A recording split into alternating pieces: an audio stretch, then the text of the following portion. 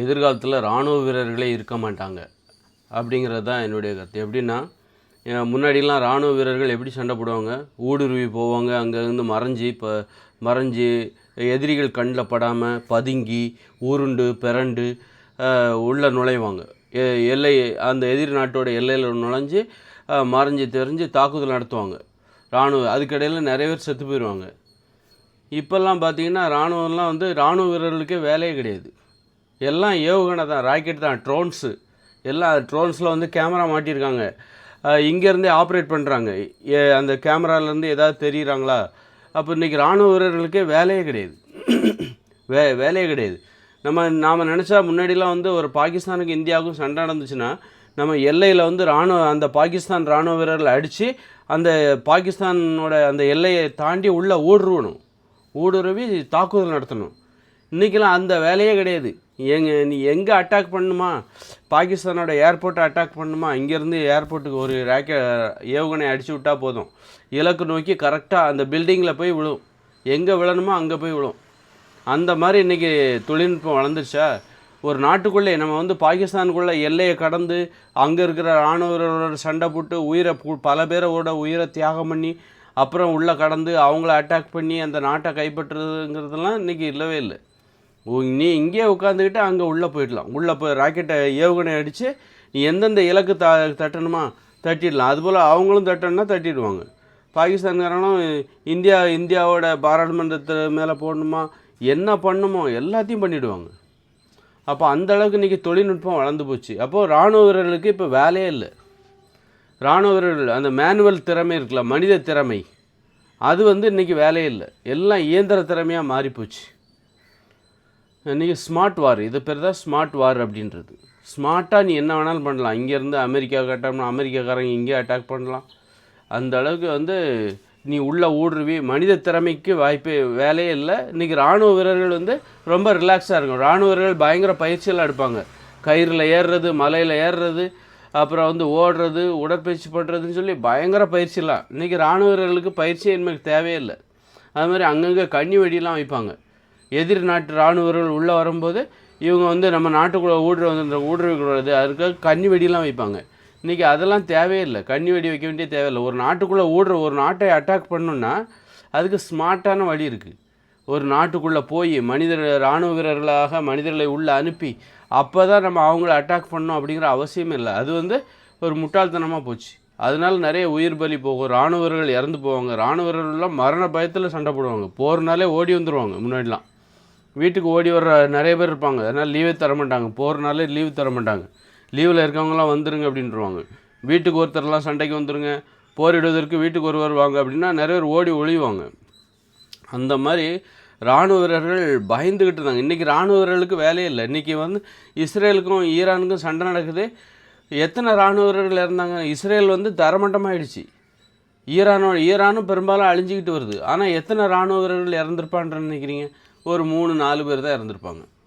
இராணுவ வீரர்களுக்கு களத்தில் இறங்கி சண்டை போடுறதுக்கு இராணுவ வீரர்களுக்கு வேலை இல்லை. இப்போ இயந்திரங்களை வச்சு சண்டை போடுறாங்க. மனுஷங்க இயந்திரங்களை வைத்து சண்டை போடுகிறார்கள். அப்போ இராணுவ வீரர்களுக்கு அந்த மரண பயம் இருக்குல்ல, ஒரு களத்துக்குள்ளே உயிரோடு போயிட்டு இன்றைக்கி போருக்கு போயிட்டு உயிரோடு திரும்பி வர்றதே பெரிய விஷயமா இருக்குது. கை போயிடும், காலு போயிடும், பெரிய பாதிக்கப்படுவாங்க. உயிரோடு வர்றதே ரொம்ப கஷ்டம். ஆனால் இன்றைக்கி இராணுவ வீரர்களுக்கு அந்த பயமே இல்லை. இராணுவ வீரர்கள் அந்த அந்த அந்த பயமே இல்லாமல் இன்றைக்கி வார் நடந்துகிட்ருக்கு. ஆனால் மிகப்பெரிய விளைவுகள் நடக்குது. இராணுவ வீரர்கள் களத்தில் இறங்கி சண்டை போடலை, களத்தில் இறங்கி துப்பாக்கி தூக்கிட்டு போகல, பீரங்கி தூக்கிட்டு போகல, கண்ணி வெடி வைக்கப்படவில்லை, இப்படி ராக்கெட் லாஞ்சர் எதுவுமே பண்ணலை. ஆனால் இங்கே பார்த்திங்கன்னா மிகப்பெரிய அழிவு. இன்றைக்கி இஸ்ரேலே தரமட்டமாகிடுச்சு. ஈரான் எங்கேயோ இருக்குது, 1500 கிலோமீட்டருக்கு அங்கிட்டு இருக்குது.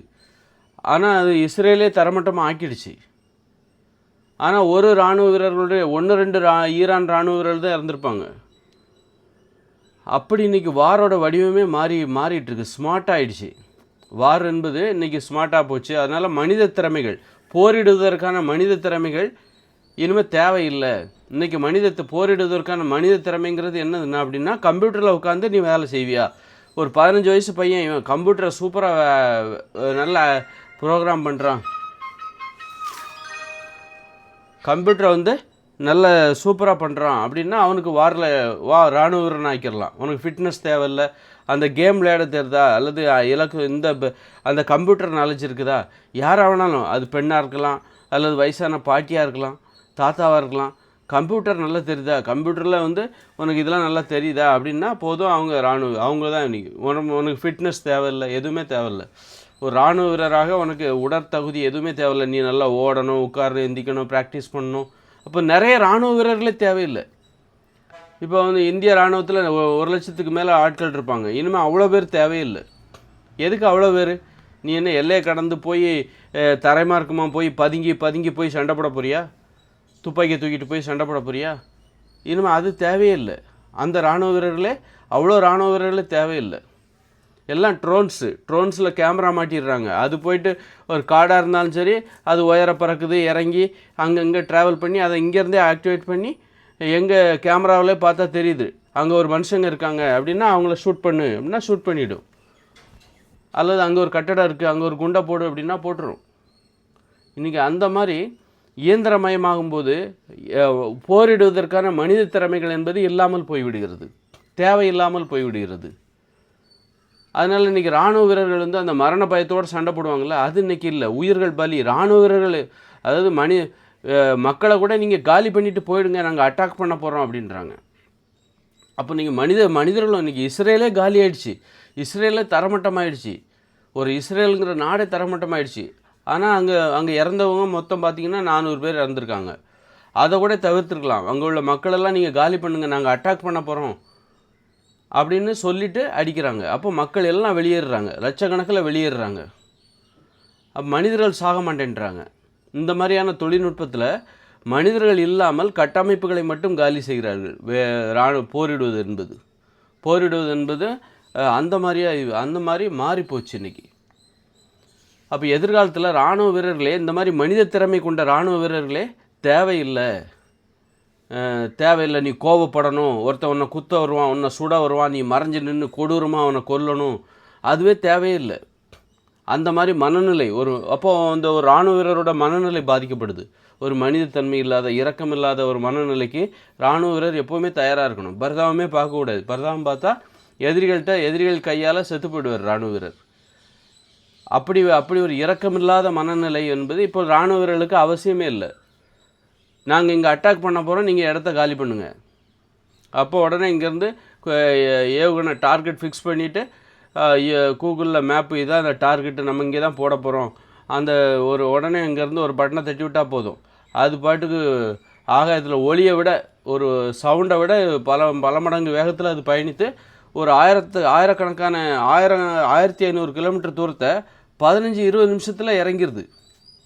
இங்கேருந்து பார்த்திங்கன்னா ஒரு ஆந்திராவுக்கு போய் ஒரு 15 நிமிஷத்தில், நம்ம சென்னையிலேருந்து ஒரு ஆந்திராவையும் தாண்டி ஒரு 1500 கிலோமீட்டருக்கு அங்கிட்டு இருக்கிற ஒரு இலக்கை ஒரு 15 நிமிஷத்தில் அட்டாக் பண்ணிடலாம். அந்த மாதிரியான, ஆனால் மிகப்பெரிய விளைவுகள், மிகப்பெரிய ஒரு பெரிய கட்டடத்தையே, ஒரு மிகப்பெரிய உயரமான 100 மாடி கட்டடத்தையே ஒரே குண்டு போட்டு அட்டாக் பண்ணிடுறாங்க. அப்போ இன்றைக்கி போரிடுவதற்கான மனித திறமைகள் இருக்குல்ல, அது கடந்த காலங்கள்லாம் ரொம்ப கொடூரமாக இருந்துச்சு. போர்னாலே அவ்வளோதான், உயிரோடு திரும்பி வர்றதே கஷ்டம். ஏகப்பட்ட பேர் சாவாங்க. ஏற்கனவே 2ஆம் உலகப் போரில் 8 கோடி பேர் செத்துருக்காங்க. 8 கோடி பேர் செத்துருக்காங்க. ஆனால் அதை விட மிகப்பெரிய அழிவை இன்று ஏற்படுத்த முடியும். ஒரு போரில் அதை விட மிகப்பெரிய அழிவு, 2ஆம் உலகப் போரில், முதல் உலகப் போரில் ஏற்பட்ட அழிவை விட பல 100 மடங்கு அழிவை இன்றைய காலகட்டத்தில் ஏற்படுத்த முடியும். ஆனால் உயிர்கள் யாரும் சாக மாட்டேன்றாங்க. இன்றைக்கி உயிர்கள் சாகிறது குறைவு. ஒரு இஸ்ரேல், அதுக்கு உதாரணம் தான் நம்ம இஸ்ரேல் ஈரான் போரில் பார்த்திங்கன்னா, ஈரான் பெருமளவு அழிஞ்சிக்கிட்டு வருது. இஸ்ரேல் பெருமளவு அந்த கட்டடங்கள், ஏர்போர்ட்டு, பிளைன் எல்லாம் அடித்து தள்ளிட்டாங்க. ஆனால் மனிதர்கள் எத்தனை பேர் செத்துருக்காங்க அப்படின்னா ஒரு 300 பேர் 400 பேர். அதையும் தவிர்த்திருக்க முடியும். மனிதர்கள் உடனே அங்கேருந்து காலி பண்ணிவிட்டு இன்னொரு நாட்டுக்கு போயிடுறாங்க. இன்னொரு நாட்டுக்குன்னா மக்கள் வரவேற்கிறாங்க, வாங்க எங்கள் ஊருக்கு வாங்க. சில நாடுகளுக்கு வராதன்றாங்க, சில நாடுகளுக்கு வாங்க, எங்கள் நாட்டுக்கு வாங்க அப்படின்னு சொல்லி அந்த மக்களை பாதுகாப்பாக அங்கே போய் அங்கே வாழ ஆரம்பிச்சிடுறாங்க. அப்போது ஒரு நாட்டை அழிக்கிறதுங்கிறது இன்றைக்கி என்ன ஆகிப்போச்சு, அந்த கட்டடங்களை அழிக்கிறது தான், அங்கே இருக்கிற கட்டமைப்புகளை அழிக்கிறது தான், அங்கே இருக்கிற மேம்பாலங்கள் இதெல்லாம் அழிக்கிறது தான் இன்றைக்கி ஒரு நாட்டை அழிப்பது ஒரு இராணுவத்தோட வேலை. இராணுவத்தோட வேலைங்கிறது மனிதர்களை கொல்வதல்ல. இனிமேல் மனிதர்களை கொல்லக்கூடாது. ஒரு இன்றைக்கி மனிதர்களை கொல்லக்கூடாது, அங்கே இருக்கிற கட்டமைப்புகளை கொல்லு. இன்னொரு எதிரி நாட்டோட கட்டமைப்புகளை கொல்லணும். மக்கள் மேலே குண்டு போடக்கூடாது. அந்த ஏர்போர்ட்டை தகர்த்தெறிஞ்சிருங்க, துறைமுகத்து மேலே குண்டு போடுங்க, கப்பல் மேலே குண்டு போடுங்க. அதற்கு முன்னாடி அந்த கப்பலில் மனுஷங்க இருக்காங்கன்னா அவங்கள வெளியே போக சொல்லுங்கள். அந்த மாதிரி ஒரு போரில் கூட இன்றைக்கி ஒரு மனிதத்தன்மை கலக்குது. மனிதர்கள் பாதிக்கப்படக்கூடாது, பொருளாதாரத்தை காலி பண்ணணும். அந்த மாதிரி போரோட வடிவமே மாறி போகுது. அப்போ அந்த போரிடுகிற இராணுவ வீரர் ஒரு மனிதத்தன்மையோடு தான் இருக்கிறார். மனிதர்கள் மீது அவர் இரக்கம் உள்ளவராகத்தான் இருக்கிறார், கருணையோடு இருக்கிறார். மனிதர்கள் மீது அவருக்கு கருணை இருக்கிறது. ஆனால் அவர் இராணுவ வீரர். மனுஷங்களுக்கு எதுவும் ஆகிடக்கூடாது. இன்றைக்கி போரோட வடிவமே மாறுது. ஏன்னா பிரம்மாண்டமான இன்றைக்கி போரோட ஆயுதங்கள்லாம் பிரம்மாண்டமாக மாறும்போது அப்போ அந்த மனிதர்களெல்லாம் நீ இலக்கான மனிதர்கள் மீது உனக்கு ஒரு கருணையே இல்லை அப்படின்னா இன்றைக்கி நினச்சா லட்சக்கணக்கான மக்களை கொல்ல முடியும். இப்போ இஸ்ரேலுக்கு ஒரு நினச்சாங்கன்னு வச்சுக்கோங்க, இஸ்ரேலே தரமட்டமாயிடுச்சு. இஸ்ரேல்கிட்ட ஏகப்பட்ட அணுகுண்டு இருக்குது. அவங்க நினச்சாங்கன்னா ஈரானில் போட்டாங்கன்னா ஈரானில் பல லட்சம் மக்கள் செத்து போயிடுவாங்க. ஆனால் அதெல்லாம் கூடாது, அது மனிதர்கள் இறந்து போயிடுவாங்க. அவங்களுடைய கட்டமைப்புகளை மட்டும்தான் தகர்க்கணும் அப்படிங்கிற ஒரு மனிதத்தன்மையோட ஈரானோட கட்டடங்களை தகர்க்கணும். அங்கேருந்து ஆட்களை வெளியே போக சொல்லுங்கள், தெஹ்ரானை காலி பண்ண சொல்லுங்கள், போட்டு வெளியே போங்க. அது மாதிரி இஸ்ரேலில் காலி பண்ணி மக்கள்லாம் வெளியே போகிறாங்க, போன பிறகு தான் நம்ம அட்டாக் பண்ணணும், வெயிட் பண்ணுறாங்க. அந்த மாதிரி ஒரு மனிதத்தன்மை கூட வருது. நம்ம இலக்கு மனித உயிர்கள் அல்ல, கட்டமைப்புகள் தான்.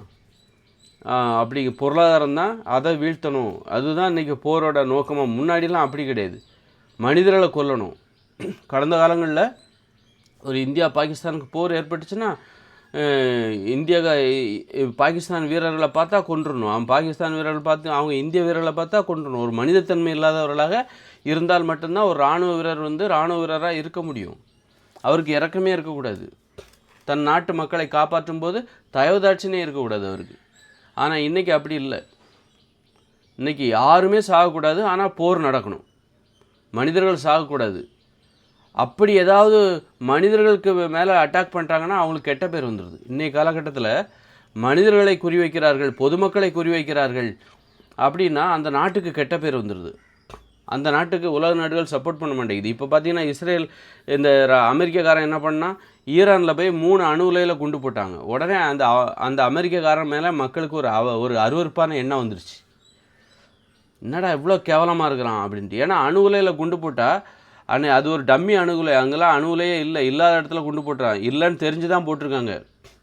உண்மையிலே அணுகுலையில் போட்டால் என்னாகும், அங்கே இருக்கிற 2 லட்சம் 3 லட்சம் மக்கள் இறந்து போயிடுவாங்க. அது மிகப்பெரிய அப்போ ஒரு கெட்ட பேர் ஆகிடும். போரிடுகிற அந்த அமெரிக்காவுக்கே ஒரு கெட்ட பேர் வந்துடும். ஒரு மனிதத்தன்மை இல்லாமல் இவெல்லாம் என்ன ஜனநாயகமே செத்து போச்சு அப்படின்னு சொல்லி சீன பிரதமர் அறிக்கை விடுறாரு. அமெரிக்காவின் ஜனநாயகமே செத்து போச்சு, கொஞ்சம் கூட ஒரு ஈவிரக்கம் இல்லாத அருவருப்பான ஒரு மனம் உடையவர்கள் தான் இந்த மாதிரி அணு உலையில் போய் குண்டு போடுவாங்க. நல்ல வேளை அதில் அணு உலை இல்லை, அது காலி பண்ணிட்டாங்க, செறிவூட்டப்பட்ட யூரேனியத்தை வேறு இடத்துக்கு மாற்றிட்டாங்க. அப்படிங்கிறனால ஒரு பேரழிவுங்கிறது இங்கே நடக்கலை. இதெல்லாம் தெரிஞ்சு தான் போட்டிருப்பாங்க. அதில் போட்டால் எதுவும் ஆகாதுன்னு நினச்சி கூட போட்டிருக்கலாம் உண்மையிலே. அப்போ அந்த மாதிரி ஒரு இராணுவம்னா கூட அதுக்கு ஒரு மனிதத்தன்மை இருக்க வேண்டும். எதிரி நாட்டு வீரர்களாக இருந்தால் கூட, எதிரி நாடாக இருந்தால் கூட அங்குள்ள மனிதர்களை கொல்லக்கூடாது அப்படிங்கிற அந்த இது அதான் போரிடுகிற மாண்பு இன்றைக்கி. ஆனால் இது கடந்த காலங்களில் கிடையாது. எதிரி நாடாக இருந்தாலும் சரி, யாராக இருந்தாலும் போட்டு தள்ளு. பொதுமக்களாக இருந்தானே இராணுவ போர்னு வந்துருச்சுன்னா பொதுமக்களாக இருந்தானே யாராக இருந்தானே அடித்து தள்ளு அப்படிங்கிறது தான் கடந்த கால போர் மரபாக இருந்தது. அப்போ அன்னைக்கு இருக்கிற இராணுவ வீரருக்கு அவருடைய திறமையே வேறையாக இருந்தது. அவருக்கு பயங்கர உடலில் ஃபிட்னஸ் இருக்கணும், அப்புறம் பதுங்கி போகணும், அப்படி உருண்டு போகணும், அப்படி சர்வே பண்ண தெரிஞ்சிருக்கணும், ஒரு இடத்துல மாட்டிக்கிட்டால் கண்டதையும் சாப்பிட்டு உயிர் வாழ தெரிஞ்சிருக்கணும். இந்த மாதிரி பயங்கர ஓடணும், நல்ல அப்படி உயரமாக இருக்கணும், அப்படி அந்த மாதிரி நிறைய இன்றைக்கி இருக்கிற இராணுவ வீரருக்கு அது தேவையில்லை. கம்ப்யூட்டரில் தான் இன்றைக்கி இயந்திரங்கள் தான் வேலை பார்க்குது, இயந்திரங்கள் தான் இயந்திரங்களை வைத்து போரிடுகிறான் மனிதன். இயந்திரங்களை வைத்து மனிதர்கள் போரிட்டு கொண்டு இருக்கிறார்கள். அதனால் இன்றைக்கி போரிடுகிற அந்த திறமை இருக்குல்ல, அது வந்து இன்றைக்கி தேவையில்லை. எப்படின்னா முன்னாடி வந்து 2 மணி நேரமாக ஆட்டு உரலில் மாவு அரைப்பாங்க இட்லி சுடுறதுக்காக. 2 மணி நேரமாக இட்லி சுடுறதுக்காக மாவை 2 மணி நேரமாக ஆட்டு உரலில் அரைச்சிக்கிட்டே இருப்பாங்க. இன்றைக்கி கிரைண்டர்லாம் வந்துருச்சு. அப்போ திரும்பவும் வந்து நீ வந்து அப்போது அதில் ஒரு மனிதத்தன்மை இருக்குல்ல, என்னடா சமைக்கிறதுக்காக மனுஷங்க இவ்வளோ கஷ்டப்படுறாங்களே.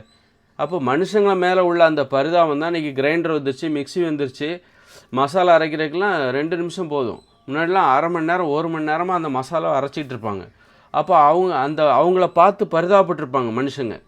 அந்த மிக்ஸியை கண்டுபிடிச்சான் பாருங்க. அவன் ஏன் கண்டுபிடிச்சான்? இந்த மாதிரி மனிதர்கள் கஷ்டப்படுறாங்களே, அந்த கஷ்டத்துலேருந்து விடுபடணும். அந்த கருணை தான், இரக்கம் தான். இன்றைக்கி பார்த்தா மனிதர்கள் கஷ்டப்படாமல் மாவு அரைக்கிறாங்க, மசாலா அரைக்கிறாங்க.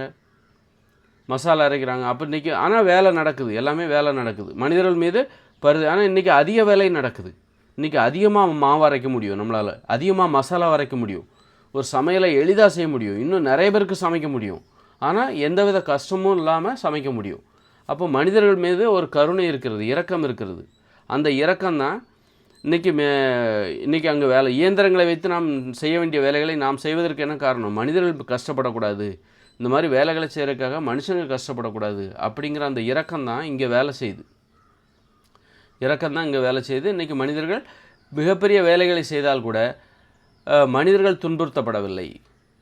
எப்படி முன்னாடிலாம் வந்து மிகப்பெரிய போர் நடந்துச்சு, 2ஆம் உலகப் போர், 1ஆம் உலகப் போர். ஆனால் மனுஷங்க நிறைய பேர் செத்தாங்க, 8 கோடி பேர் செத்துருக்காங்க 2ஆம் உலகப் போரில். ஆனால் பெரிய அழிவுகள், பெரிய வேலைகள்லாம் ஒன்றும் நடக்கலை. ஆனால் இன்றைக்கி பார்த்தா மிகப்பெரிய அழிவுகளை ஏற்படுத்த முடியும் ஒரு போரால், ஒரு இராணுவத்தால் மிகப்பெரிய அழிவுகளை எதிரி நாட்டுகளுக்கு ஏற்படுத்த முடியும். ஆனால் அதை ஈஸியாக பண்ணுறாங்க. ஆனால் மனிதர்கள் யாருமே பெருசாக சாக மாட்டேன்றாங்க. அந்த மாதிரி ஒரு மனிதத்தன்மை வருது. போரிடுவதற்கு கூட ஒரு அந்த மனிதத்தன்மை தான் இன்றைக்கி உலகத்தில் பெரும்பாலான நாடுகளில் போரே நடக்கிறதில்ல. ஏன் உலகத்தில் பெரும்பாலான நாட்டில் போர் நடக்கிறதில்ல? இன்றைக்கி மனிதர்களுடைய உயிரோட மதிப்பு மனிதர்களுக்கு தெரிஞ்சிருக்கு. மனிதர்களிடம் இரக்கம் அதிகரித்திருக்கிறது, கருணை அதிகரிக்கிறது, ஈவு இரக்கம்லாம் இன்றைக்கி அதிகரிச்சிருச்சு. மனிதர்களுக்கு அன்பு பாசம் அதிகரிச்சிருச்சு. அதனால் மனிதர்களை கொல்வதற்கு இன்றைக்கி மனிதர்கள் தயாராக இல்லை. அதே நேரத்தில் உலகத்தில் எங்கேயாவது ஒரு இடத்துல போர் நடந்தால் கூட அங்கேயும் பார்த்திங்கன்னா மனிதர்கள் செத்துறக்கூடாது அப்படிங்கிற அந்த கருத்து அங்கே வேலை செய்யுது. மனிதர்களுக்கு எந்த பாதிப்பு இல்லாமல் ஒரு மிகப்பெரிய அழிவை ஏற்படுத்த முடியும். ஒரு நாட்டோட பொருளாதாரத்தை காலி பண்ணு, கட்டடத்தை திருப்பி கட்டிடலாம், ஒரு உயிரை திரும்ப கொண்டு வர முடியாது அப்படிங்கிற மாதிரி. அப்போ இன்றைக்கி எதிர்காலத்தில் இராணுவ வீரர்களோட தேவையே குறைஞ்சி போச்சு. இன்றைக்கி லட்சக்கணக்கான இராணுவ வீரர்கள் இந்தியாவில் இருக்காங்க. எதுக்கு அவ்வளோ பேர் சம்பளம்லாம் பயங்கரமாக கொடுக்க வேண்டியிருக்கு. அதனால் அதோட எண்ணிக்கையை குறைச்சிருவாங்க. அவங்களுக்கு வேலையே இல்லை. இன்றைக்கி இராணுவ வீரர் அவ்வளோ பேத்துக்கு எதுக்குப்பா நீ கட்டி எப்படி நீ அதெல்லாம் பண்ணுற? அப்போ அது அப்படிங்கும்போது அது தேவையில்லை, அதை குறைச்சிரு அப்படின்னு சொல்லிட்டு அந்த மாதிரி தேவையை குறைச்சிடுறாங்க. இயந்திரங்களை வைத்து எல்லா வேலையும் செய்கிறாங்க. அப்போ மனிதர்கள் ஓய்வாக இருக்கிறாங்க. இன்றைக்கி இயந்திரங்களை வைத்து போரிடுகிறார்கள் மனிதர்களுக்கு இப்பொழுது வேலை இல்லை. அப்போ மனிதர்களுக்கு அந்த ஒரு போர்க்குணம், ஒரு கோபம், ஒரு கொலைவெறி, இரக்கம் இல்லாத மனநிலை, அது இராணுவ வீரருக்கு இன்றைக்கி தேவையே இல்லை. ஒரு கோபம் இருக்கணும், இராணுவ வீரர்னால் அவர்கிட்ட ஒரு கோபம் இருக்கணும், ஒரு இரக்கம் இல்லாத மனநிலை இருக்கணும். அவர் வந்து பாசத்தோடு இருக்கக்கூடாது, ரொம்ப அன்பாக இருக்கக்கூடாது, ரொம்ப காதலோடு இருக்கக்கூடாது, ரொம்ப கண்ணீர் விடக்கூடாது. அப்படி இருந்தாருன்னா அவர் கடந்த காலங்களில் போரிடுவதற்கு தகுதி இல்லாதவர். ஆனால் இன்றைக்கி அவர் வந்து இரக்கமுள்ளவராக இருக்கலாம், பாசமுடையவராக இருக்கலாம், காதல் உடையவராக இருக்கலாம், கருணை உடையவராக இருக்கலாம். ஆனால் அவர் போர் வீரராக இருக்க முடியும். இயந்திரங்களை வச்சு போரிடுறாங்க, இயந்திரங்களை வச்சு அட்டாக் பண்ணுற இடத்துல மனிதர்களை அப்புறம் போயிடுங்க, அந்த இடத்துல இருக்காதீங்கன்றாங்க. நாங்கள் இந்த ஏர்போர்ட்டை தாக்க போகிறோம், ஏர்போர்ட்லேருந்து மனிதர்கள் அங்கேருந்து விலகி விடுங்கள் அப்படின்னு சொல்லிட்டு இன்றைக்கி முன்னறிப்பு கொடுத்து மனிதர்களுக்கு எந்த வித ஆபத்தும் வந்துடக்கூடாதுன்னு அந்த கருணையோடு போரிடுகிற அந்த முறை இப்பொழுது வந்துவிட்டது. அந்த இரக்கத்தோடு ஒரு இராணுவ வீரர் இரக்கமுடையவராக இருக்கு. நான் இராணுவ வீரராக இருக்கணும் அப்படிங்கிறதுக்காக, எனது நாட்டை நான் பாதுகாக்க வேண்டும் என்பதற்காக எனது இரக்கத்தை நான் ஏன் தியாகம் செய்ய வேண்டும்? எனது கருணையை நான் எதற்காக தியாகம் செய்ய வேண்டும்? என்னிடம் உள்ள அன்பு, பாசல், காசம், மனிதத்தன்மை, அதை எதற்கு நான் தியாகம் பண்ணணும்? இராணுவ வீரர்னால் அது தியாகம் பண்ணுமா? நான் ஒரு மனிதத்தன்மை இல்லாத மனிதராக மாறிவிட வேண்டுமா? இரக்கம் இல்லாத ஒரு உயிரினமாக நான் மாறிவிட வேண்டுமா என்ன?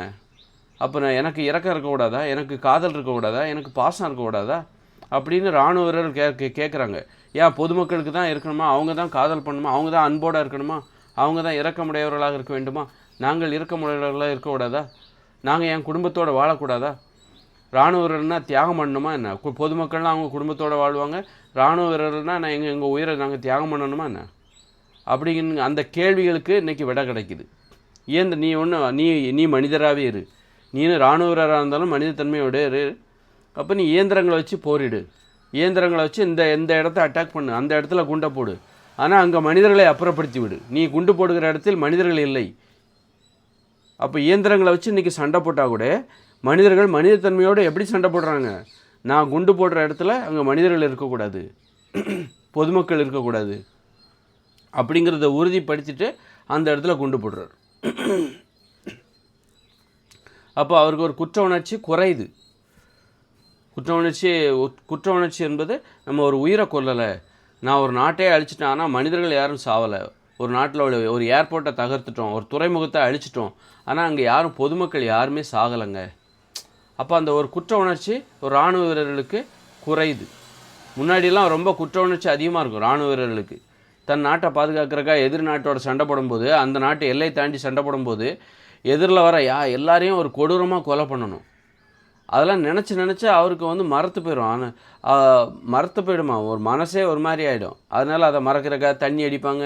ஒரு இராணுவ வீரரே ஒரு மாதிரியாக இருப்பாங்க, ஒரு மனநலம் பாதிக்கப்பட்டுரும். அதனால் அவர்களுக்கு சிகிச்சை கொடுப்பாங்க. இப்படியெல்லாம் நிறைய விஷயங்கள் இருக்குது. ஆனால் இன்றைக்கி பார்த்திங்கன்னா இராணுவ வீரர்களிடம் இருக்கிற மனிதத்தன்மை பாதுகாக்கப்படுகிறது. அவர்கள் மனிதர்களாக இருக்க வைக்கப்படுகிறார்கள். ஒரு நாட்டை காப்பாற்றணுங்கிறக்கா உன் மனிதத்தன்மையை நீ இழந்துடாத, உன் இறக்கத்தை நீ இழந்துடாத. அதான் அழகு. ஒருத்தருடைய அழகுங்கிறது என்னது? ஒருத்தர்கிட்ட இருக்கிற இரக்கம், கருணை, அன்பு, பாசம், இதுதான் ஒருத்தரிடம் உள்ள அழகு. அந்த அழகை நீ இழந்துட வேண்டிய அவசியம் கிடையாது. நீ அழகுடன் இருக்கலாம், நீ மனிதராக இருக்கலாம், ஆனால் நீ போரிடலாம் இராணுவ வீரராக. அப்படிங்கிற மாதிரி இன்றைக்கி அந்த வடிவம் மாறி இருக்கு, போரிடுகிற வடிவம் மாறி இருக்குது. அப்போ எதிர்காலத்தில் இராணுவ வீரர்களுக்கு இந்த கண்ணி வெடியெல்லாம் வைக்க வேண்டிய தேவையில்லை. யாரும் இன்றைக்கி தரைமார்க்கமாக யாரும் போகிறதில்ல, எல்லாம் ஆகாய மார்க்கம்தான். வான்வெளி யுத்தம். இயந்திரங்களோடு போரிட்டு கொள்கிறது. ஒரு ஏவுகணை வருதுன்னா அதை இடைமறிக்கிற ஏவுகணை. இந்த மாதிரி வான்வெளியிலே அந்த யுத்தம் நடக்கிறது, தரையில் அல்ல. மனிதர்கள் கண்ணி வெடிக்கலாம் இனிமேல் வேலையே இல்லை. அதை உற்பத்தி பண்ணுற வேலையே இனிமேல் அதிகமாக இருக்காது. எங்கே கால் வச்சாலும் கண்ணி வெடி, கால் துண்டாக போயிடும். இன்றைக்கி கண்ணி வெடிக்க வேலை இல்லை. இப்போ தான் யாரும் தரைமார்க்கமே போகிறது இல்லையே.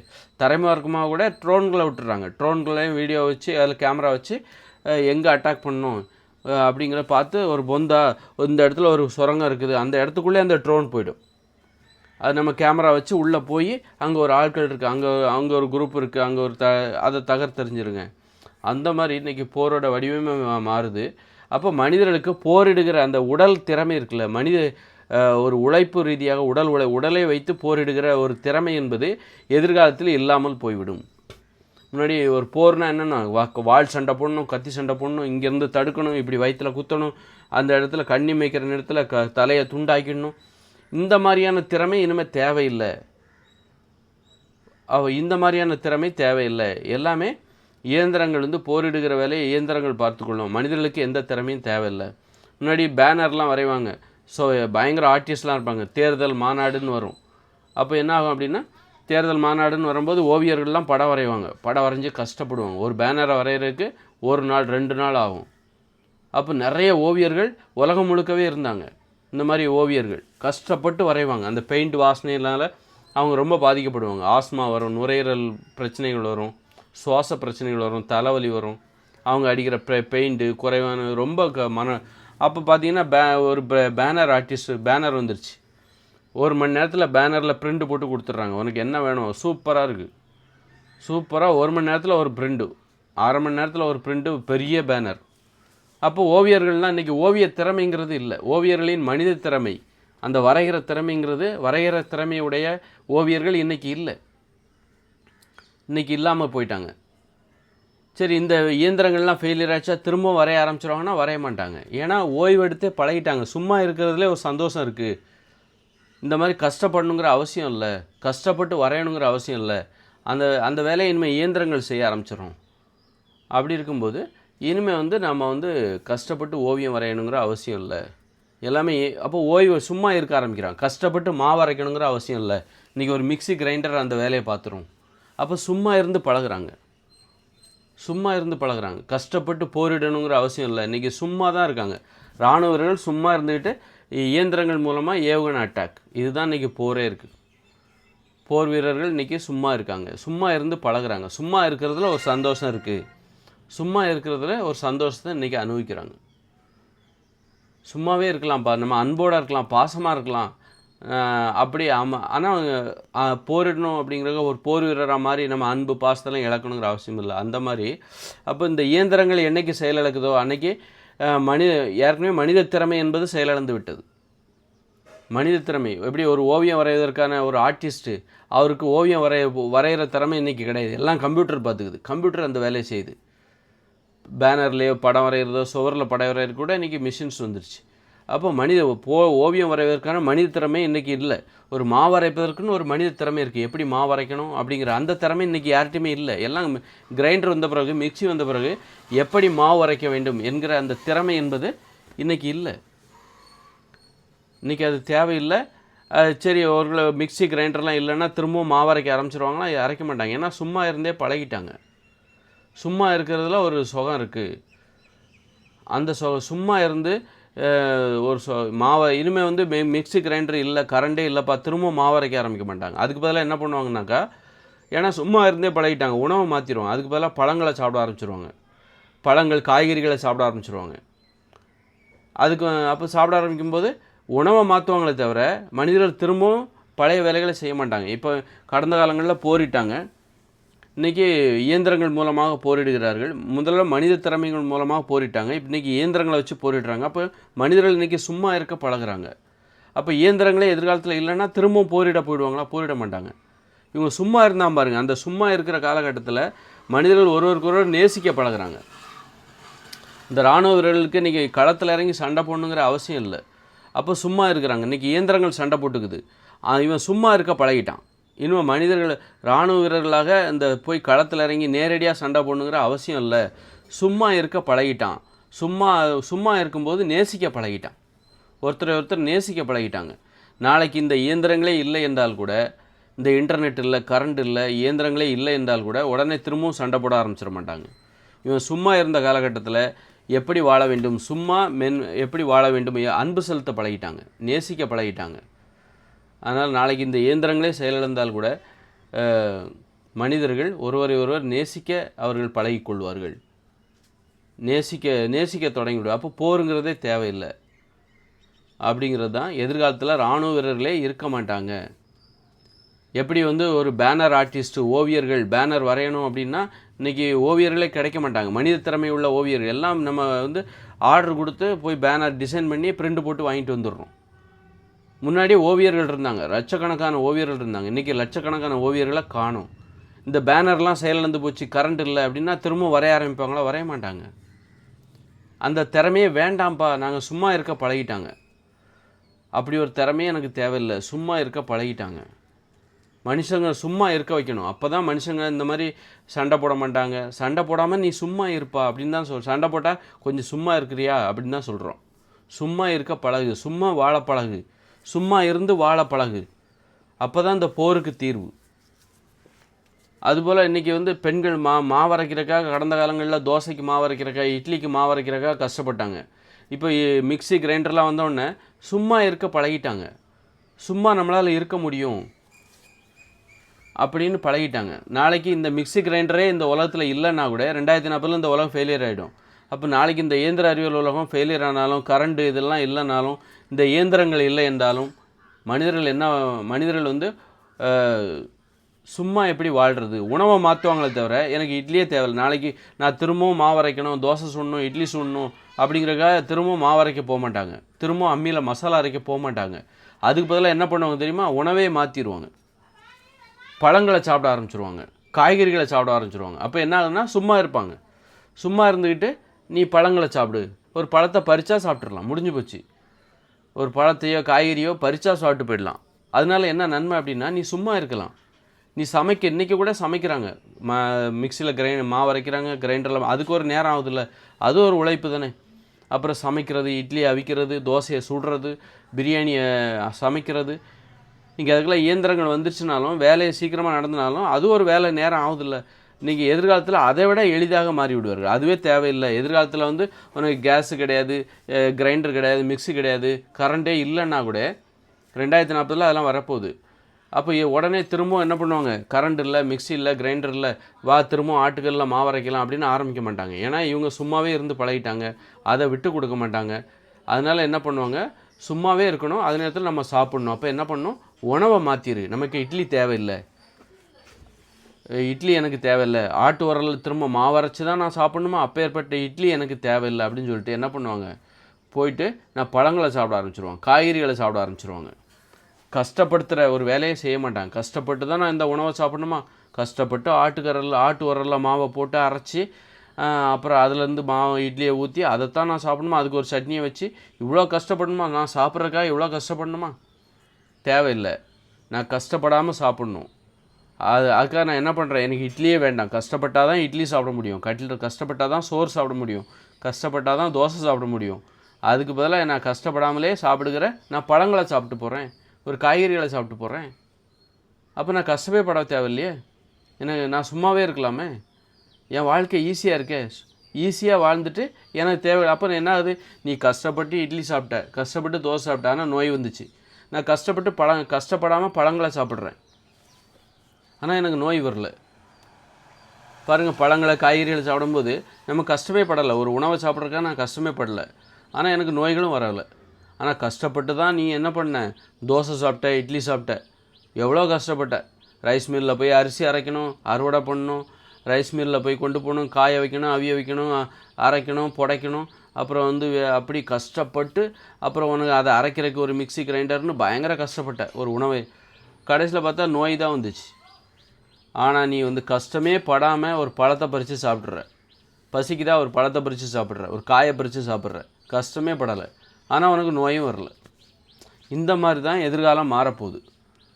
அப்போ இன்றைக்கி கஷ்டப்பட்டு ஒரு நாட்டை காப்பாற்றுறதுக்காக போரிடுகிற, கஷ்டப்பட்டு ஒரு நாட்டை காப்பாற்றுறதுக்காக ஒரு மனிதத்தன்மை இல்லாமல் போரிடுற. இப்போ இயந்திரங்கள்லாம் வந்துருச்சு. இயந்திரங்கள் வந்து போரிடுகிற வேலையை இயந்திரங்கள்கிட்ட விட்டாங்க. மனுஷங்க இன்றைக்கி அன்பு பாராட்ட ஆரம்பிச்சிட்டாங்க, பாசத்தோடு இருக்கிறாங்க. அவங்க வீட்டில் குழந்தைகளை பார்க்கும்போது கொஞ்சுறான், மனைவி கணவன் ரொம்ப சந்தோஷமாக இருக்கிறான். ஆனால் இயந்திரங்கள் இன்றைக்கி சண்டை போடுது. இயந்திரங்களே எதிர்காலத்தில் இல்லைன்னா திரும்ப இவன் என்ன வாழை எடுத்துகிட்டு சண்டை போட போயிடுவானா, ஏன்னா சண்டை போட போக மாட்டான். இவன் சும்மா இருந்த காலகட்டங்களில் மனிதர்களை நேசிக்க பழகிக்கிட்டான், மனிதர்களை எப்படி அன்பு செலுத்தணும், பாசம் காட்டணும் அப்படிங்கிறத பழகிட்டான். அதனால் இந்த இயந்திர அறிவியலும் ஃபெயிலியர் ஆனால் கூட திரும்பவும் சண்டை போட மனுஷங்க தயாராக இருக்க மாட்டாங்க. அதற்கு பதிலாக மனிதர்கள் இப்பொழுது நேசிக்க பழகி கொண்டார்கள். அப்போ சும்மாவும் இருக்கிறாங்க, சந்தோஷமாகவும் இருக்காங்க. நீ இவ்வளோ கஷ்டப்பட்டு போரிட்ட, அதனால் என்ன நன்மை கிடைச்சது உனக்கு? அழிவு தான் ஏற்பட்டுச்சு. அதுக்கு பதிலாக நீ போரிடாமல் சும்மா இருந்து நேசிக்க பழகும்போது இங்கே நன்மை தான் ஏற்படுது, யாருக்கும் அழிவு ஏற்படலை, சந்தோஷம்தான் அதிகரிக்குது, பாதுகாப்பு தான் அதிகரிக்குது. அந்த மாதிரி தான் எதிர்காலத்தில் இராணுவ வீரர்களே இருக்க மாட்டாங்க. அந்த போரிடுகிற அந்த போர்க்குணமுடைய போரிடுகிற இரக்கம் இல்லாத மனப்பான்மையுடன் போரிடுகிற இராணுவ வீரர்களே எதிர்காலத்தில் இருக்க மாட்டாங்க. எல்லாம் இயந்திரமயமாகும் போது மனிதர்களுக்கு வேலை இல்லை, மனிதர்கள் சும்மா இருக்க பழகிப்பாங்க. இன்றைக்கி சும்மா இருக்கிறாங்க மனிதர்கள். நிலத்தை உழணுமா, இன்றைக்கி அந்த திறமையே அவனுக்கு தேவையில்லை. டிராக்டர் வந்துருச்சு, ஒரு நிமிஷத்தில் உழுது போட்டு போயிடும், ஒரு நிமிஷத்தில் 1 மணி நேரத்தில் அறுவடை பண்ணிட்டு போயிடும். பல ஏக்கர் நிலத்தை 1 மணி நேரத்தில் அறுவடை பண்ணிட்டு போயிடும். மனிதர்கள் இப்பொழுது சும்மா இருக்க பழகிறார்கள். அந்த மாதிரி எதிர்காலம் வந்து அப்போ எதிர்காலத்தில் சும்மா இருக்க பழகும்போது நல்லா இருக்குது. சும்மாவே இருந்து வாழ முடியும் நம்மளால். கஷ்டப்பட்டு தான் வாழணுங்கிற அவசியம் இல்லை, சும்மாவே இருந்து நம்மளால் வாழ முடியும் அப்படிங்கிறத மனிதர்கள் கற்றுக்கிட்டு வராங்க. சும்மா இருக்கிறத நம்ம விட்டு கொடுக்க மாட்டாங்க. அதுக்காக இப்போ எப்படி நான் சும்மா இருக்கணும், அதே நேரத்தில் நான் இப்போ இட்லி சாப்பிட்றேன், பூரி சாப்பிட்றேன், நாளைக்கு அதுக்கு மிக்ஸி கிரைண்டர் இதெல்லாம் வச்சு நான் என்ன பண்ணுறேன், ஈஸியாக இட்லி பூரி சாப்பிட்டு நான் சும்மா இருக்கிறேன். நாளைக்கு இந்த மிக்ஸி கிரைண்டர் இல்லைன்னா உடனே நான் ஆட்டு உரலில் அரைக்க மாட்டேன். ஏன்னா நான் சும்மா இருந்து பழகிட்டேன். சும்மா இருக்கிறதுல ஒரு சுகம் இருக்குது. அதுக்காக நான் என்ன பண்ணுவேன், தோசையை நான் மாற்றிடுவேன். தோசையே எனக்கு தேவையில்லை, கஷ்டப்பட்டால் தான் இனிமேல் நீ தோசை சுட முடியும், கஷ்டப்பட்டால் தான் இட்லி சாப்பிட முடியும். ஏன்னா இப்போ கிரைண்டர் இல்லை, மிக்ஸி இல்லை, கரண்ட் இல்லை, அதனால் நீ கஷ்டப்பட்டால் தான் இட்லி சாப்பிட முடியும் இனிமேல் அப்படின்னா எனக்கு அந்த இட்லி தேவையில்லை. அதுக்கு பதிலாக நான் என்ன பண்ணுறேன், ஏன்னா நான் சும்மாவே இருந்து பழகிட்டேன், சும்மா இருக்கிறத நான் விட்டு கொடுக்க மாட்டேன். அதுக்கு பதிலாக நான் என் உணவை மாற்றிடுறேன். இட்லி எனக்கு தேவையில்லை, என்னை கஷ்டப்படுத்தினா தான், நான் கஷ்டப்பட்டால் தான் இந்த இட்லி சாப்பிட முடியும்னா அந்த இட்லி எனக்கு தேவையில்லை. அதுக்கு பதிலாக நான் ஒரு பழத்தை பறித்து சாப்பிட்டு போயிடுறேன், ஒரு காய்கறிகளை பறித்து சாப்பிட்டு போயிடுறேன். ஈஸியாக இருக்குது, பரிச்சமாக சாப்பிட்டாமா முடிஞ்சு போச்சு. இந்த மாதிரி மனிதர்கள் இப்படி தான் மென்மையாக மாறுவார்கள். சும்மா இருக்கிறது ரொம்ப நல்லது. சும்மா இருக்கிறவங்க தான் சும்மா இருக்கணும்னு நினைக்கிறாங்க பாருங்கள், அவங்க தான் மென்மையானவங்களாக இருப்பாங்க. ரொம்ப கடினமாக உழைச்சிக்கிட்டு இருக்காங்க பாருங்கள், அவன்கிட்ட மனிதத்தன்மையே இருக்காது.